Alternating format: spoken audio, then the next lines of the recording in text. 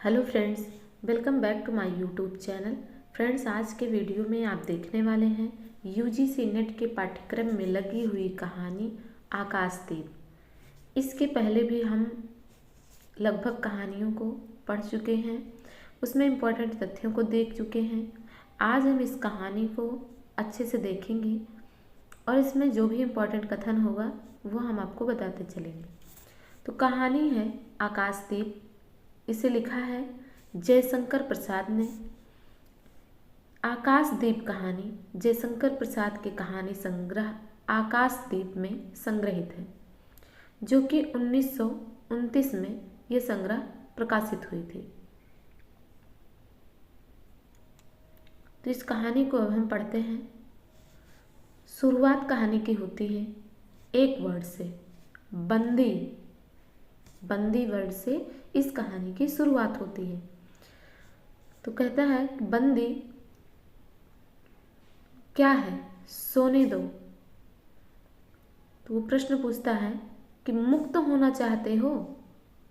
देखिए, किसी ने कहा बंदी, तो अगले ने क्या कहा, जो बंदी है उसने कहा क्या है, सोने दो। तो पूछता है कि मुक्त होना चाहते हो। कहता अभी नहीं, निद्रा खुलने पर, चुप रहो। कहता फिर अवसर ना मिलेगा, यानी फिर अवसर नहीं मिलेगा अगर मुक्त होना चाहते हो तो। कहता है बड़ा शीत है, कहीं से एक कंबल डालकर कोई शीत से मुक्त करता। जिसे नींद आ रही उसे क्या है, उसे लग रहा है कि बड़ा शीत है, कहीं से एक कंबल डालकर कोई शीत से मुक्त करता। तो पूछता आंधी की संभावना है, यही एक अवसर है। आज मेरे बंधन शिथिल हैं, मतलब ढीले हैं। तो क्या तुम भी बंदी हो? हाँ, धीरे बोलो। इस नाव पर केवल 10 नाविक और प्रहरी हैं। तो ये भी प्रश्न पूछा जा सकता है, कितने नाविक और प्रहरी थे? तो 10 नाविक और प्रहरी थे।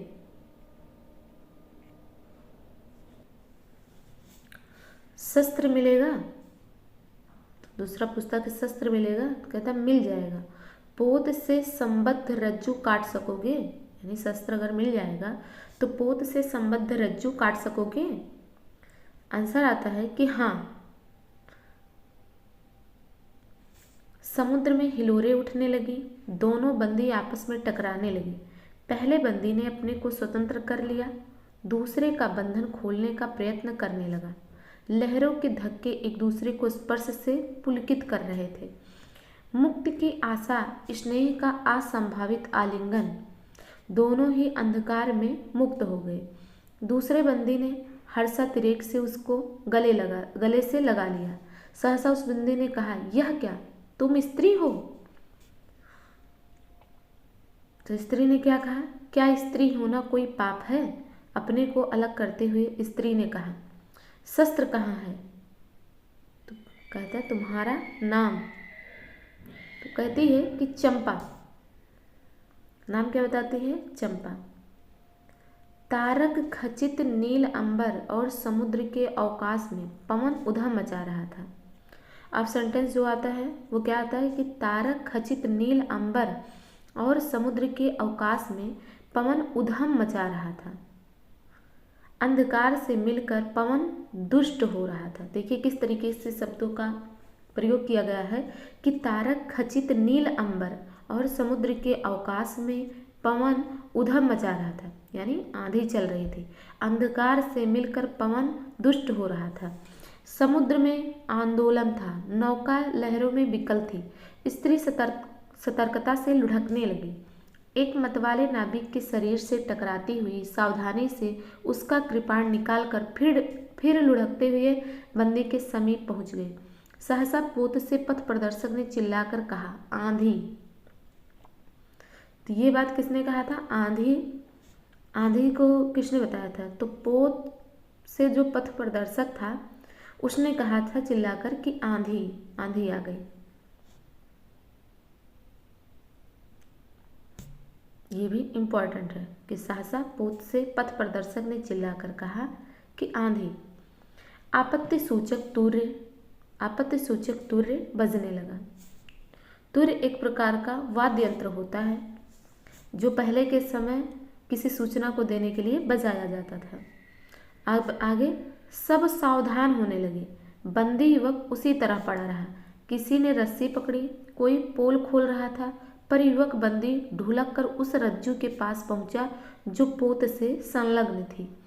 तारे ढंक गए, तरंगे उद्वेलित हुई, समुद्र गरजने लगा। भीषण आंधी पिशाचनी के समान नाव को अपने हाथों में लेकर कंदुक क्रीड़ा और अट्टहास करने लगी। क्या कह रहे हैं कि तरंगे उद्वेलित हुई, समुद्र गरजने लगा, भीषण आंधी पिशाचनी के समान नाव को अपने हाथ में लेकर कंदुक क्रीड़ा और अट्टहास करने लगी। एक झटके के साथ ही नाव स्वतंत्र थी। उस संकट में भी दोनों बंदी खिलखिलाकर हंस पड़े। अंधकार के हाहाकार में उसे कोई सुन ना सका। अनंत जल निधि में उषा का मधुर आलोक फूट उठा। सुनहली किरणों और लहरों की कोमल सृष्टि मुस्कुराने लगी। सागर शांत था। नाविकों ने देखा पोत का पता नहीं, बंदी मुक्त है। तो किसने देखा कि पोत का पता नहीं और बंदी मुक्त हैं? तो नाविकों ने देखा। आगे है, नायक ने कहा, अब देखिए, अब इसमें नायक ने कहा, बुद्धगुप्त तुमको मुक्त किसने किया? कृपाण दिखाकर बुद्धगुप्त ने कहा, इसने। नायक ने कहा, तो तुम्हें फिर बंदी बनाऊंगा। किसके लिए? पूछता है, किसके लिए? पोताध्यक्ष मणिभद्र अतल जल में होगा नायक। अब इस नौका का स्वामी मैं हूँ। बुद्धगुप्त क्या कह रहा है कि किसके लिए बनाओगी मुझे बंदी? पोताध्यक्ष मणिभद्र जो है वो अतल जल में होगा नायक। अब इस नौका का स्वामी मैं हूँ। अब तक इस नौका का मैं बंदी था, पर अब इस नौका का स्वामी हूँ। नायक क्या कहता है कि तुम जलदस्यु बुद्धगुप्त, कदापि नहीं। चौंक कर नायक ने कहा और अपना कृपाण टटोलने लगा। चंपा ने इसके पहले उस पर अधिकार कर लिया था। वह क्रोध से उछल पड़ा। अब देखिए दूसरे बंदी का नाम क्या है? चंपा। पहले बंदी का नाम क्या था? बुद्धगुप्त।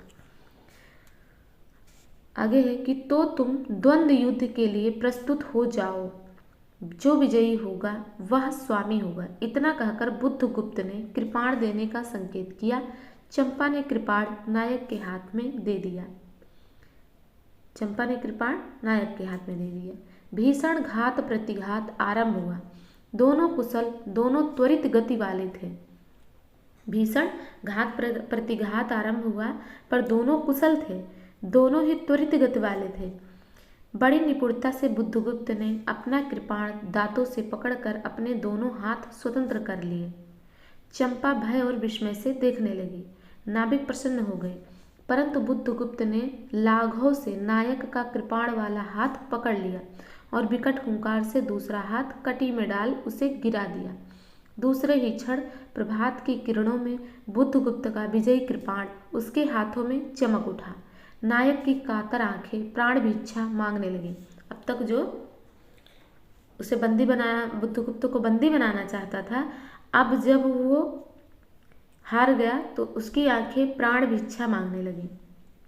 बुद्धगुप्त ने कहा, बोलो अब स्वीकार है कि नहीं? तो उसने कहा कि मैं अनुचर हूँ, वरुण देव की शपथ, मैं विश्वासघात नहीं करूँगा। बुद्धगुप्त ने उसे छोड़ दिया। किसकी शपथ नायक ने खाई थी? वरुण देव की। ये भी आपको याद रखना है कि उसने कहा वरुण देव की शपथ, मैं विश्वासघात नहीं करूँगा, मैं अनुचर हूँ। चंपा ने युवक जलदस्यु के समीप आकर उसके क्षतों को अपनी स्निग्ध दृष्टि और कोमल करों से वेदना विहीन कर दिया। बुद्धगुप्त के सुगठित शरीर पर रक्त बिंदु विजय तिलक कर रहे थे। विश्राम लेकर बुद्धगुप्त ने पूछा, हम लोग कहाँ होंगे? बाली द्वीप से बहुत दूर, संभवतः एक नवीन द्वीप के पास, जिसमें अभी हम लोगों का बहुत कम आना जाना होता है। सिंघल के वणिकों का वहां प्राधान्य है। सिंघल के वणिकों का। बुद्धगुप्त पूछता है कि कितने दिनों में हम लोग वहां पहुंचेंगे? आंसर मिलता है कि अनुकूल पवन मिलने पर 2 दिन में, तब तक के लिए खाद्य का अभाव ना होगा। यानी 2 दिन में पहुंच जाएंगे, पर तब तक खाद्य का अभाव नहीं रहेगा। सहसा नायक ने नाविकों को डांड लगाने की आज्ञा दी। सहसा नायक ने नाविकों को डांड लगाने की आज्ञा दी और स्वयं पतवार पकड़कर बैठ गया। बुद्धगुप्त के पूछने पर उसने कहा, यहाँ एक जलमग्न शैलखंड है, सावधान न रहने से नाव टकराने का भय है। तो उस समय कौन चला रहा था नाव? जब जलमग्न शैलखंड आने वाला था तो नायक ने नाविकों को डांड लगाने की आज्ञा दी और स्वयं पतवार पकड़कर बैठ गया। बुद्धगुप्त के पूछने पर उसने कहा, यहाँ एक जलमग्न शैलखंड है, सावधान न रहने से नाव टकराने का भय है। देखिए, किसी ने पूछा है कि तुम्हें इन लोगों ने बंदी क्यों बनाया? आंसर मिलता है, क्या मिलता है कि वणिक मणिभद्र की पाप वासना ने। फिर से क्वेश्चन है कि तुम्हारा घर कहाँ है? ये प्रश्न कौन पूछ रहा? बुद्धगुप्त पूछ रहा चंपा से। तो बताती है कि जाह्नवी के तट पर चंपा नगरी की एक क्षत्रिय बालिका हूँ। पिता इसी मणिभद्र के यहाँ प्रहरी का काम करते थे। माता का देहावसान हो जाने पर मैं भी पिता के साथ नाव पर ही रहने लगी। 8 बरस से समुद्र ही मेरा घर है। ये भी आपको याद रखना है कि कितने वर्ष से चंपा का समुद्री घर था? 8 वर्ष से। तुम्हारे आक्रमण के समय मेरे पिता ने ही 7 दस्युओं को मारकर जल समाधि ली। क्या कहते हैं? तुम्हारे आक्रमण के समय मेरे पिता ने ही 7 दस्युओं को मारकर जल समाधि ली। 1 मास हुआ मैं इस नील नभ के नीचे नील जलनिधि के ऊपर एक भयानक अनंतता में निस्सहाय हूँ, अनाथ हूँ। मणिभद्र ने मुझसे एक दिन घृणित प्रस्ताव किया। मैंने उसे गालियाँ सुनाई। उसी दिन से बंदी बना दी गई। चंपा रोष से जल रही थी। ये सब बताते हुए चंपा गुस्से में जल रही थी। उसने क्या बताया कि मैं निस्सहाय हूँ, अनाथ हूँ, इसीलिए मणिभद्र ने मुझसे एक दिन घृणित प्रस्ताव किया। जैसा कि अक्सर आप देखेंगे महिलाओं के साथ ये सब घटनाएं होती हैं, पर उसने उसके रिप्लाई में क्या किया? गालियाँ सुनाई, जो कि अक्सर जब कुछ समझ नहीं आता तो लेडीज़ गालियाँ ही सुनाती हैं। मैं भी ताम्रलिप्ति का एक क्षत्रिय हूँ। बुद्धगुप्त क्या कह रहा है कि मैं भी ताम्रलिप्ति का एक क्षत्रिय हूँ। तो ये कहाँ का है? ये ताम्रलिप्ति का। चंपा कहाँ की है? कि चंपा नगरी की क्षत्रिय बालिका। ये भी एक क्षत्रिय है, परंतु दुर्भाग्य से जलदस्यु बनकर जीवन बिताता हूँ। अब तुम क्या करोगी? वो चंपा से पूछता कि अब तुम क्या करोगी? तो बताती कि मैं अपने अदृष्ट को अनिर्दिष्ट ही रहने दूंगी, वह जहाँ ले जाए। चंपा की आंखें निस्सीम प्रदेश में निरुद्देश थी। किसी आकांक्षा के लाल डोरे न थे। धवल अपांगों में बालक के सादृश्य विश्वास था। हत्या व्यवसायी दस्यु भी उसे देखकर कांप गया। उसके मन में एक साभ्रमपूर्ण श्रद्धा यवन की पहली लहरों को जगाने लगी। समुद्र वृक्ष पर विलंबमयी राग रंजित संध्या थिरकने लगी। चंपा के आसंयत कुंतल उसकी पीठ पर बिखरे थे। चंपा के आसंयत कुंतल यानी उसके बाल उसकी पीठ पर बिखरे थे। दुर्दांत दस्यु ने देखा अपनी महिमा में अलौकिक एक तरुण बालिका। वह विस्मय से अपने हृदय को टटोलने लगा। उसे एक नई वस्तु का पता चला, वह थी कोमलता। यहाँ से आपको याद रखना है कि बुद्धगुप्त जो था वो अपने हृदय को टटोलने लगा और उसे एक नई वस्तु का पता चला, वह थी कोमलता। उसी समय नायक ने कहा, उसी समय जब ये सब घटना हो रही थी, बुद्धगुप्त और चंपा में वार्तालाप हो रही थी, तो उसी समय नायक ने कहा कि हम लोग द्वीप के पास पहुंच गए। बेला से नाव टकराई। चंपा निर्भीकता से कूद पड़ी। माझी भी उतरे। बुद्धगुप्त ने कहा, जब इसका कोई नाम नहीं है तो हम लोग इसे चंपा द्वीप कहेंगे। बुद्धगुप्त ने उस द्वीप का नाम चंपा द्वीप रख दिया, जो जलमग्न शैलखंड था। चंपा हंस पड़ी। 5 बरस बाद, अब देखिए इतनी जो कहानी चल रही थी, अब उसके बाद आगे की जो स्टोरी है वो 5 बरस बाद, ये भी आपको याद रखना है। 5 बरस बाद क्या होता है? शरद के धवल नक्षत्र नील गगन में झलमला रहे थे। चंद्र की उज्ज्वल विजय पर अंतरिक्ष में शरद लक्ष्मी ने आशीर्वाद के फूलों और खीलों को बिखेर दिया। चंपा के एक उच्च सौध पर बैठी हुई तरुणी चंपा दीपक जला रही थी। बड़े यत्न से अभ्रक की मंजूषा में दीप धरकर उसने अपने सुकुमार उंगलियों से डोरी खींची। वह दीपाधार ऊपर चढ़ने लगा। भोली भोली आंखें उसे ऊपर चढ़ते हुए हर्ष से देख रही थी। डोरी धीरे धीरे खींची गई।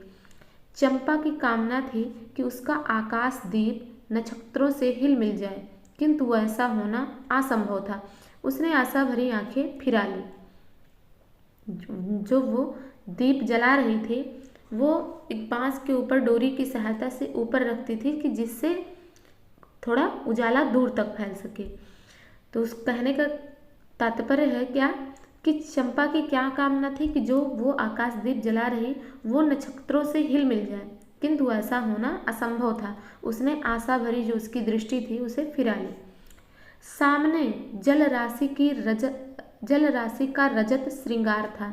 वरुण बालिकाओं के लिए लहरों से हीरे और नीलम की क्रीड़ा शैलमालाएं बना रही थी और वह मायाविनी छलनाएं अपनी हंसी का कलनाद छोड़कर छिप जाती थी। दूर दूर से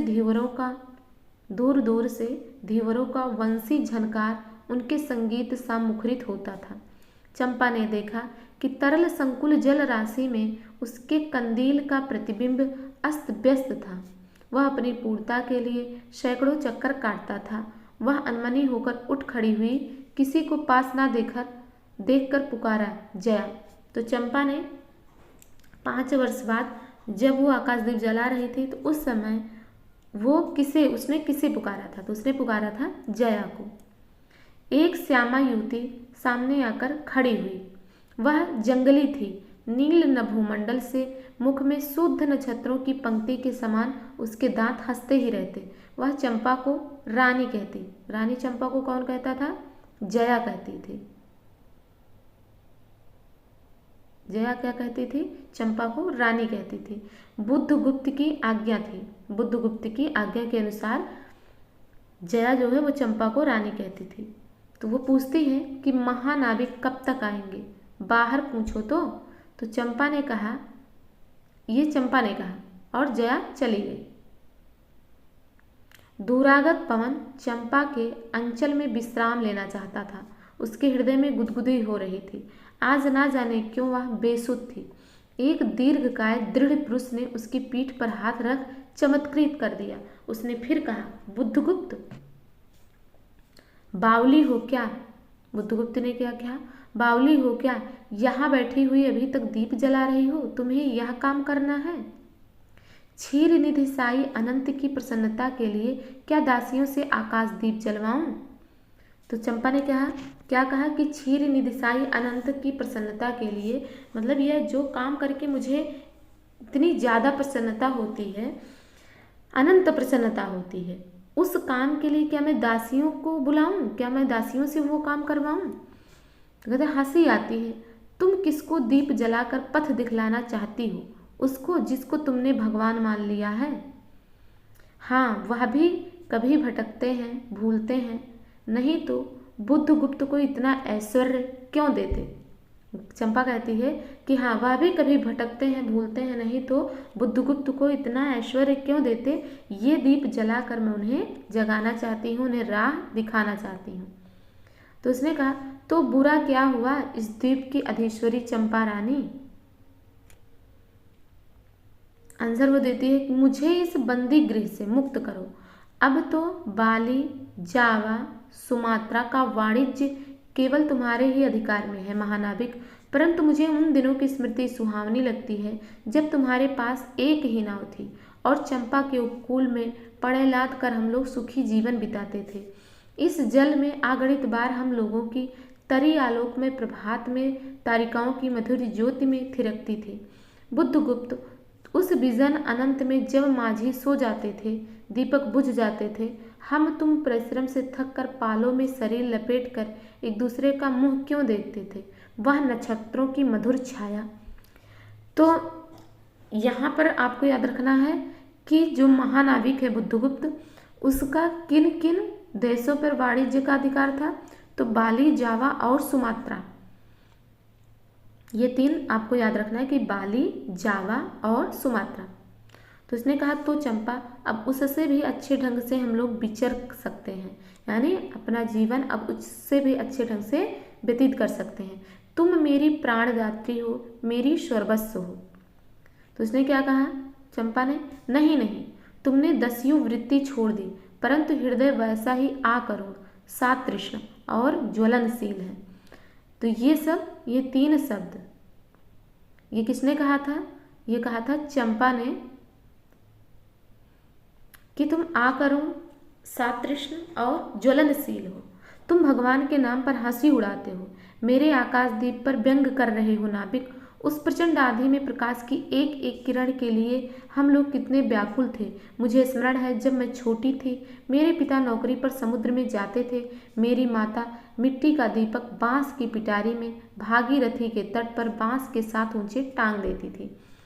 तो किसके तट पर? भागीरथी के तट पर। यहाँ याद रखना है कि जो चंपा की माता थी वो भागीरथ के तट पर बांस के साथ ऊंचे में एक दीपक जलाकर टांग देती थी। उस समय वह प्रार्थना करती, भगवान मेरे पथभ्रष्ट नाविक को अंधकार में ठीक पथ पर ले चलना। और जब मेरे पिता बरसों पर लौटते तो कहते, साध्वी तेरी प्रार्थना से भगवान ने संकटों में मेरी रक्षा की है। और वह गदगद हो जाती। मेरी माँ, आह नाविक, यह उसकी पूर्ण स्मृति है। मेरे पिता, वीर पिता की मृत्यु के निष्ठुर कारण जलदस्यु, हट जाओ। सहसा चंपा का मुख क्रोध से भीषण होकर रंग बदलने लगा। महानाविक ने कभी यह रूप ना देखा। वह ठठाकर हंस पड़ा। यह क्या चंपा, तुम आश्वस्त हो जाओगी, सो रहो, कहता हुआ चला गया। चंपा मुट्ठी बांधे उन्मादनी सी घूमती रही। निर्जन समुद्र के उपकूल में बेला से टकराकर लहरें बिखर जाती थी। पश्चिम का पथिक थक गया था, उसका मुख पीला पड़ गया था। अपनी शांत गंभीर हलचल में जलनिधि विचार में निमग्न था। वह जैसे प्रकाश की उन मिलिन किरणों से विरक्त था। आगे है कि चंपा और जया धीरे धीरे उस तट पर आकर खड़ी हो गई। तरंग से उठते हुए पवन ने उनके वसन को अस्त व्यस्त कर दिया। जया के संकेत से एक छोटी सी नौका आई। दोनों के उस पर बैठते ही नाविक उतर गया। जया नाव खेने लगी। चंपा मुग्ध सी समुद्र के उदास वातावरण में अपने को मिश्रित कर देना चाहती थी। देखते हैं कि इतना जल, इतनी शीतलता, हृदय की प्यास ना बुझी, पी सकूंगी नहीं। तो जैसे बेला में चोट खाकर सिंधु चिल्ला उठता है, उसी के समान रोदन करूं, या जलते हुए स्वर्ण गोलोक सदृश अनंत जल में डूब कर बुझ जाऊं। चंपा के देखते देखते पीड़ा और ज्वलन से आरक्त बिंब धीरे धीरे सिंधु में चौथाई आधा फिर संपूर्ण विलीन हो गया। एक दीर्घ निश्वास लेकर चंपा ने मुंह फेर लिया। देखा तो महानाविक का बजरा उसके पास है। बुद्धगुप्त ने झुककर हाथ बढ़ाया। चंपा उसके सहारे बजरे पर चढ़ गई। दोनों पास पास बैठ गए। इतनी छोटी नाव पर इधर उधर घूमना ठीक नहीं। पास ही वह जलमग्न शैलखंड है, कहीं नाव टकरा जाती या ऊपर चढ़ जाती चंपा तो अच्छा होता। बुद्धगुप्त, जल में बंदी होना कठोर प्राचीरों से तो अच्छा है। आह चंपा, तुम कितनी निर्दय हो। बुद्धगुप्त कहता, आह चंपा, तुम कितनी निर्दय हो। बुद्धगुप्त को आज्ञा देकर देखो तो वह क्या नहीं कर सकता। जो तुम्हारे लिए नए द्वीप की सृष्टि कर सकता है, नई प्रजा खोज सकता है, नए राज्य बना सकता है, उसकी परीक्षा लेकर देखो तो। कहो चंपा, वह कृपाण से अपना हृदय पिंड निकाल अपने हाथों अतल जल में विसर्जन कर दे। महानाविक, जिसके नाम से बाली, जावा और चंपा का आकाश गूंजता था, पवन थर्राता था, घुटनों के बल चंपा के सामने छलछलाई आंखों से बैठा था। सामने शैलमाला की चोटी पर हरियाली में विस्तृत जल देश में नील पिंगल संध्या, प्रकृति की सहृदय कल्पना, विश्राम की शीतल छाया, स्वप्नलोक का सृजन करने लगी। उस मोहिनी के रहस्यपूर्ण नील जाल का कुहक स्फुट हो उठा, जैसे मदिरा से सारा अंतरिक्ष सिक्त हो गया। सृष्टि नील कमलों में भर उठी। उस सौरभ से पागल चंपा ने बुद्धगुप्त के दोनों हाथ पकड़ लिए। वहां एक आलिंगन हुआ, जैसे क्षितिज में आकाश और सिंधु का। किंतु उस परिरंभ में सहसा चैतन्य होकर चंपा ने अपनी कंचुकी से एक कृपाण निकाल लिया। बुद्धगुप्त तो क्या कहते हैं कि बुद्धगुप्त, आज मैं अपने प्रतिशोध का कृपाण अतल जल में डुबा देती हूँ। हृदय ने छल किया, बार बार धोखा दिया। चमक कर वह कृपाण समुद्र का हृदय बेधता हुआ विलीन हो गया, यानी कि उसने अपना कृपाण जल में फेंक दिया। तो आज इसे मैं विश्वास करूं कि क्षमा कर दिया गया? आश्चर्य कंपित कंठ से महानाविक ने पूछा कि तो आज से मैं विश्वास करूं कि मैं क्षमा कर दिया गया? तो वो क्या कहती है कि विश्वास कदापि नहीं बुद्धगुप्त।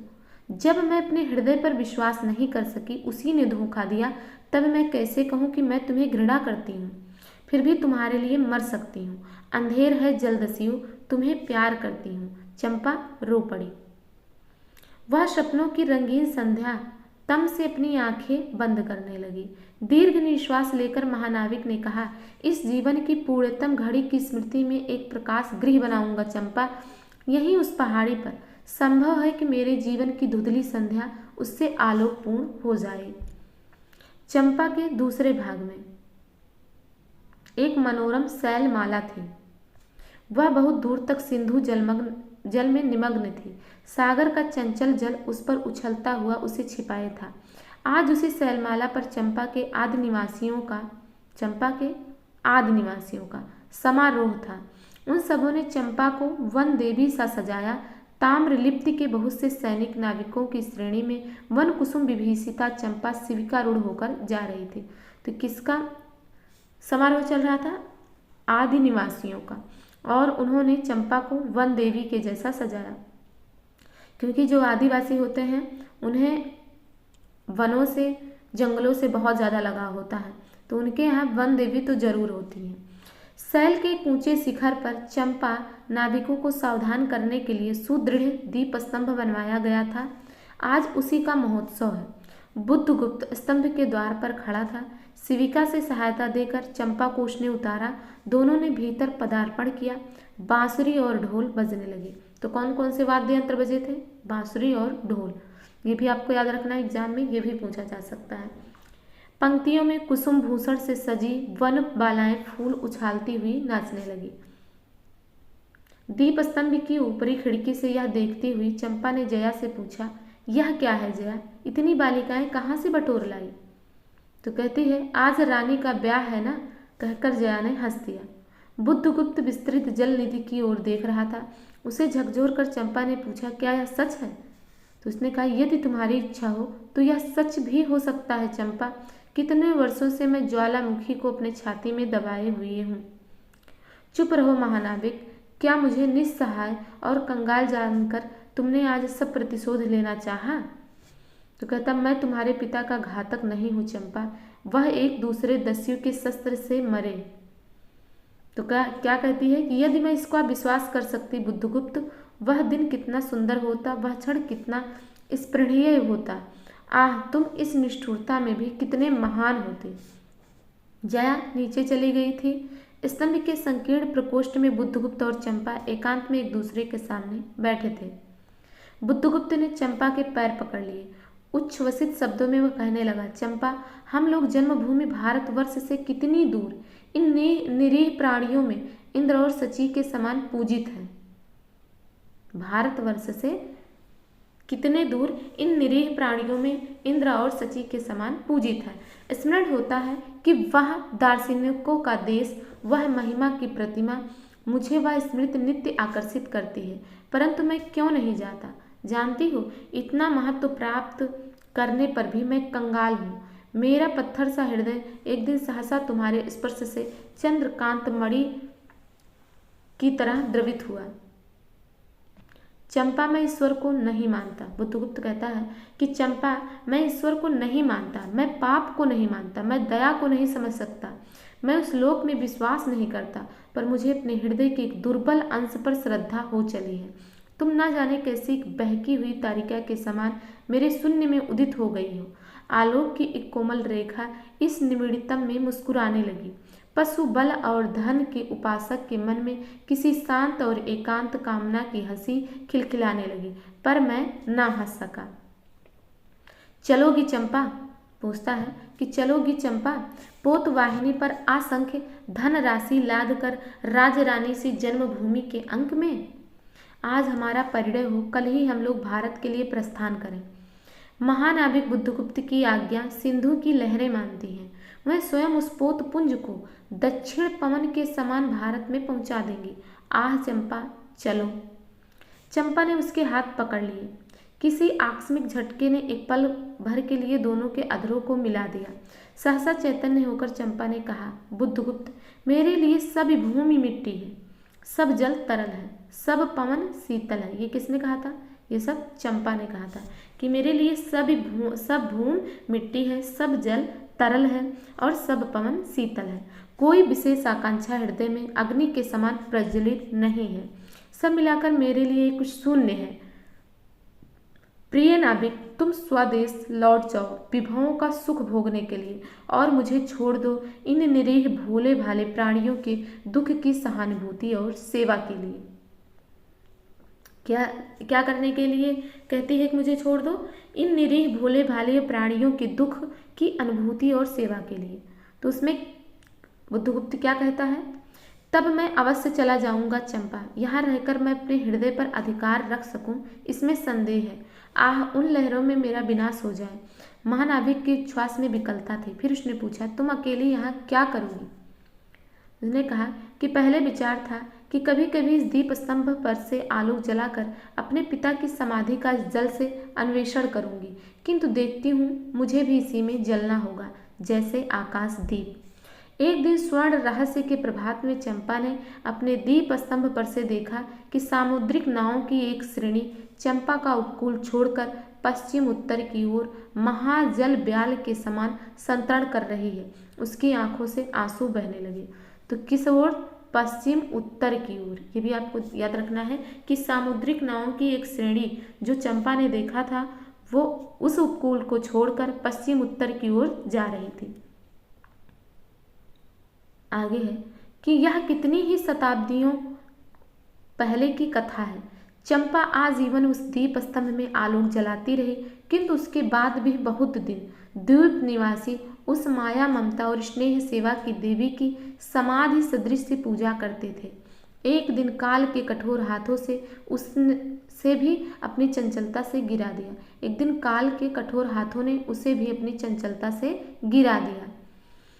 इस प्रकार से आकाशदीप कहानी यहीं पर समाप्त होती है, जिसमें आपने देखा कि कौन कौन से पात्र आए हैं। सबसे पहली चीज आप देखेंगे कि बुद्धगुप्त, चंपा, जया, मणिभद्र, नायक, इस प्रकार से इतने पात्र जिनके नाम वर्णित हैं। इसके अलावा उसके पिता का जिक्र होता है, माता का जिक्र होता है, इन सभी और किन नदियों का, भागीरथी, जाह्नवी का तट, इन सब के बारे में बात होती है।